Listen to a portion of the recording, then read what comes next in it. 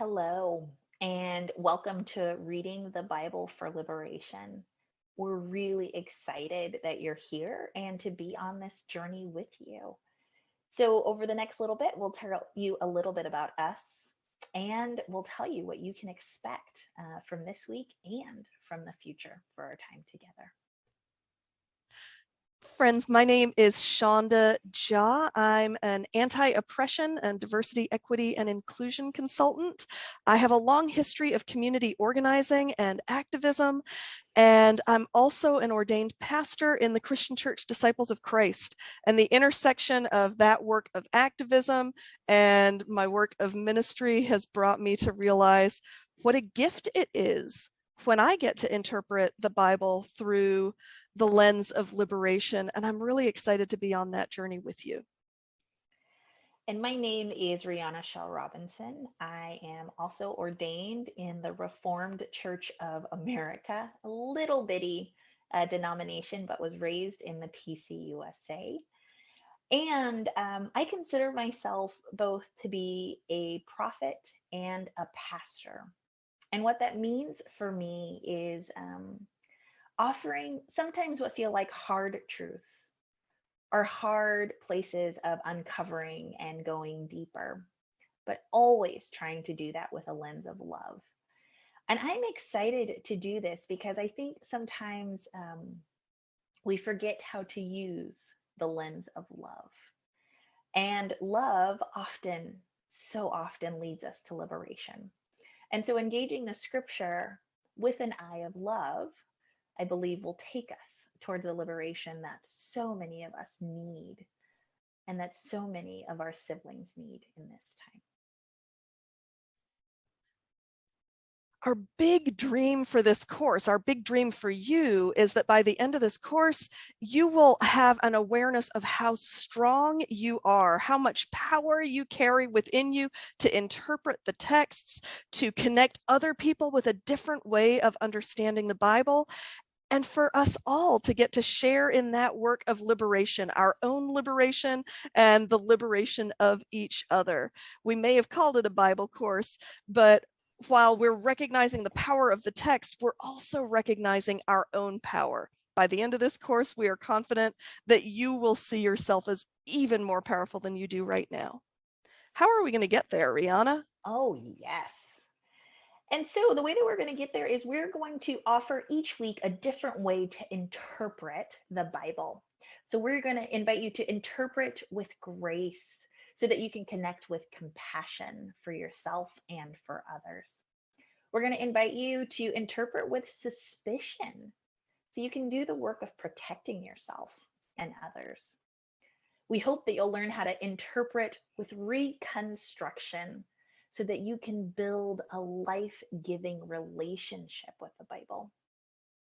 We definitely want to make sure that you interpret with action so that you can be empowered to affect change. And ultimately, we'll get to the place where we interpret together with joy and hope so that you can discover play and love in the Bible and in your own life.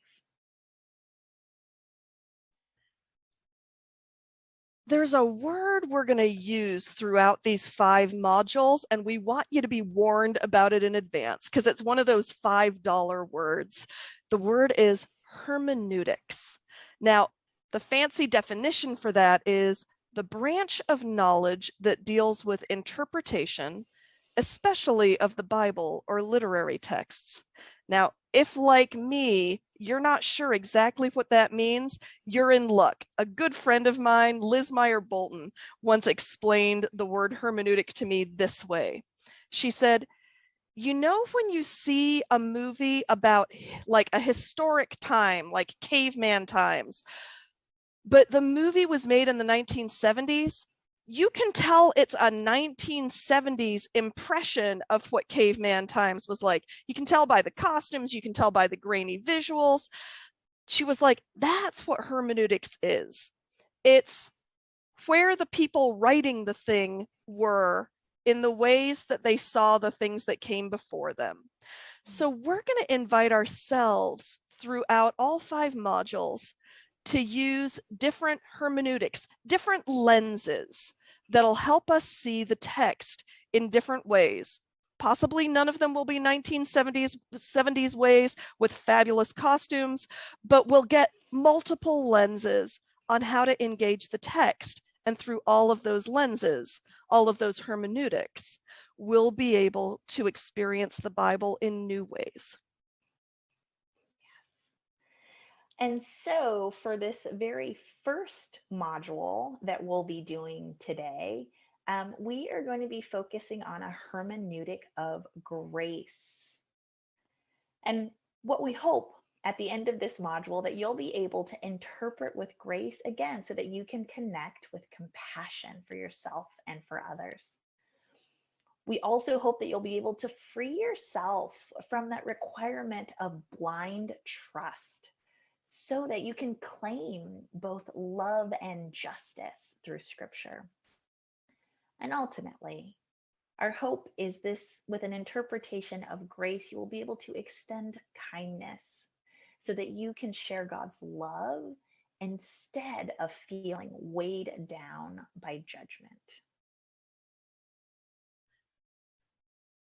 Now we know you have invested in being here. You've invested your resources, you've invested your time, and we want to make sure that you give yourself the gift of being here. So in order to do that, we'd like to invite you to turn off your phone, turn off your computer notifications. Let the people in your space know that you need an hour because you deserve it. Close a door if you can. Put up a sign saying, busy at work, please don't interrupt. One of the hard things we're going to ask you to do is give yourself permission to relax. While we're doing big work, my hope is that you'll experience this as freeing. And so we're going to invite you to relax a little bit and give yourself permission to do so. Finally, take a moment to breathe, to center yourself, and congratulate yourself for investing in your relationship with the divine and your relationship with creation. Thanks so much for being with us.